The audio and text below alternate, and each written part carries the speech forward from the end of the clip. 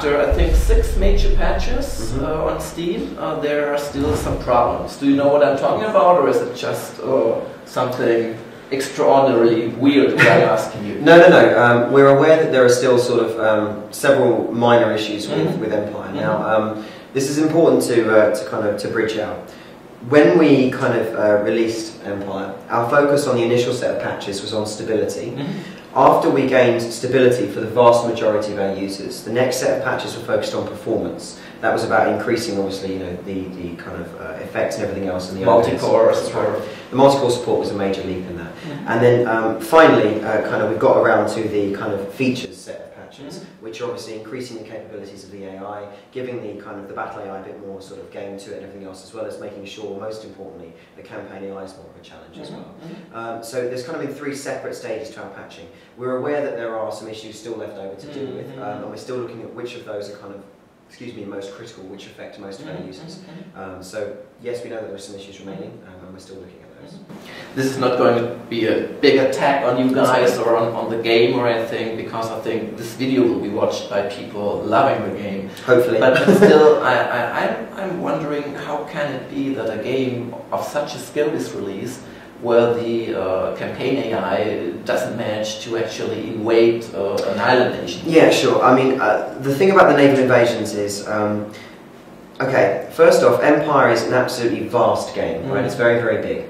And so we tested extensively, both ourselves at CA and our publisher Sega, test the game extensively in terms of the AI and stuff. Now, what was happening with the AI was not necessarily that the AI was incapable of something, it was that it was doing it at much too low a frequency. So what you were seeing was in tests, when you automate run it, so let's say you run it overnight and you have the machine automatically doing this, this and the other, we would see certain behaviours occurring. The problem is when it's not automated and you're doing hundreds of turns like this, the behaviour didn't occur regularly enough. And so it makes the AI look incredibly passive, like it's not doing anything or not acting particularly smartly.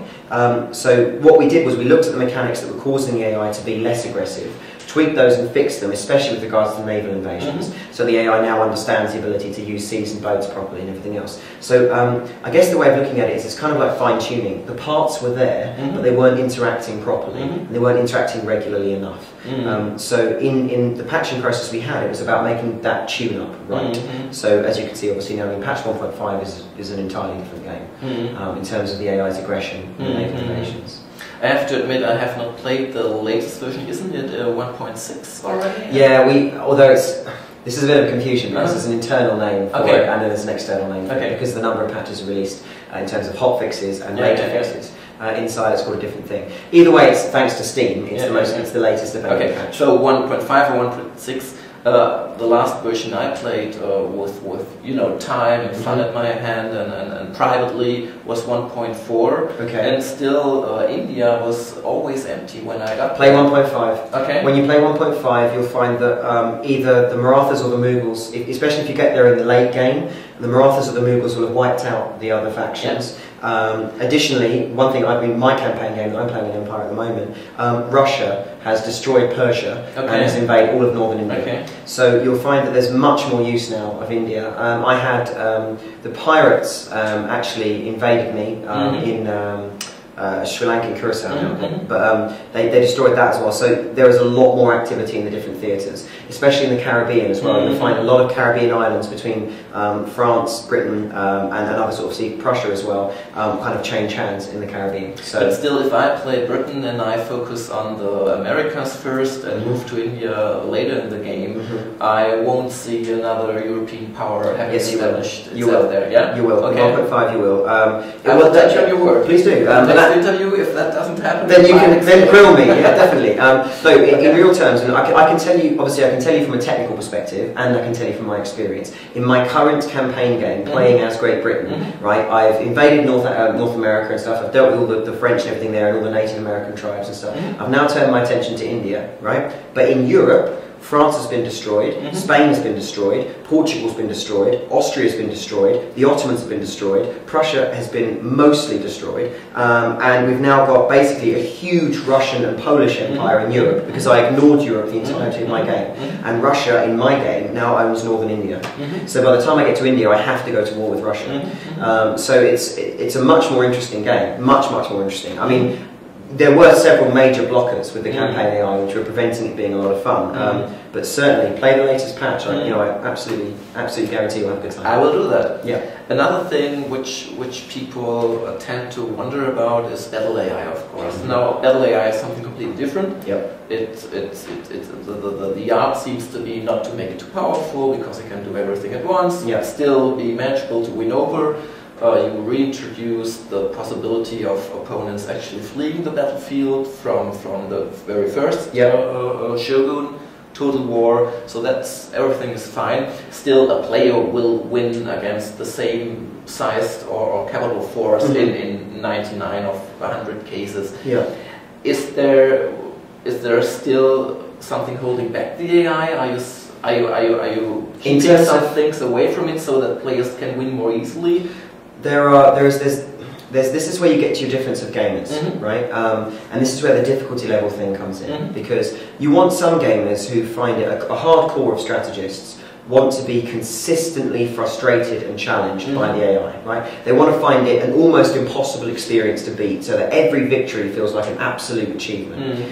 Then you've got other players who want kind of a game experience which is challenging, but not necessarily off-putting because it's so bloody hard they can't do anything. And then you've got a case of players who desperately want to be able to just fight everything, have a good time and win, right? So you kind of have to appease all of these camps. Now, the most basic way of doing that is in difficulty ratings. So when you choose a battle difficulty, you get different sets of boosters and negatives applied to all the troops, making it harder or easier to win. Forgive me, but that seems to be the main thing you do about the difficulty levels. When it comes to Napoleon, we've made some great strides with the battlefield AI to do several key things.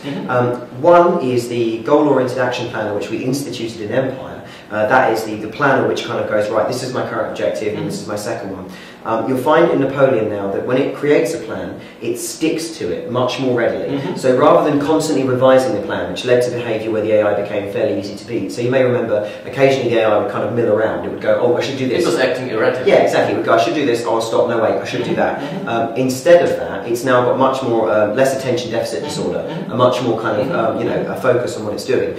It will revise the plan again, so if it's doing something and the plan is failing, it will look at it and switch its forces around, but it does that at a later time. So it feels much more like a proper general that's committing to a thing. In addition to that, we've given it a much greater understanding of terrain. So now it reads in the height map details of maps when it plays. It understands the value of seizing the high ground and placing artillery pieces where they've got good vantage, and the same that goes for men and bonuses and morale and the like there. So there are a number of different things. We've increased the flanking functions so that even experienced players now will probably find that the AI can kind of perform much wider flanking manoeuvres, which you won't necessarily detect before it's too late and then right up your bum and in your artillery. So there are a large number of different tactics we put in. So again, it's a process of introducing new things and refining old things. The way that, I've said this during our demonstration, the way that Creative Assembly works is it's a revolution-evolution cycle. So what we do is we create a whole lot of technology and then we evolve and perfect that technology. With Napoleon, we're evolving and perfecting the technology we created with a game like Empire. So basically with that evolution and with that polish and perfection, you should get a much more coherent and much more interesting battlefield experience. I'd love to talk about Napoleon for the last couple of questions, but let me get back to Empire once more. Of course. There are two things I'm still not sure if I like them in Empire. First is DLC. Why on earth should I buy new troops which then are mostly just one unit? Because you try to do it realistic, and those whatever hussars have been there on the battlefield only as one unit. Why is that important nowadays? Is it so difficult to put it all in an add-on, or to put in the game in the first place? Yeah, I mean, there's a number of different answers to this question. The first thing I'd say is that a lot of people seem to think that all the DLC you release subsequent to a game should have been in the game in the first place, right? That's not true. It's not a case of, oh, we just left this out of the game and sold it in later, right? It doesn't work like that. You need, I think DLC is part of a commitment to gamers beyond the one copy they buy. It says that we're going to continue to expand your universe, we're going to continue to make it interesting, and it's your choice if you want that stuff. You don't need it to play our game. You don't have to have it. It's not a condition of the next patch or anything else. If you want to purchase this, please do. If you don't, no problem. By the way, what happened in a multiplayer battle if one has the Special Forces edition and another one? Then they can use those units against you. Okay. That's it. If you don't have access to those units, but they do, then they can field those units against you, and you have to deal with it. Again, those units are balanced, so that they won't on their own win a game by themselves, but they are a big advantage. DLC is one of those things that just continually expands the universe of the game. It allows us, after release, and especially using a platform like Steam, to create kind of more content for a game, to keep the experience changing, to keep the experience fresh and relevant. So, after a while, when you've kind of understand all the multiplayer battles in this unit and that unit, and you know statistically what to match with what and everything else. Now there's some new flavor. You throw something in, and whether it's a map, whether it's units, whatever it is. The other thing is, like I say, as well as kind of expanding that universe and making it realistic, it's a case of sort of, I think it's always good to keep variety in a game. It's always good to kind of continue historical accuracy. And importantly, for the game like Total War, we don't shut out modders as well.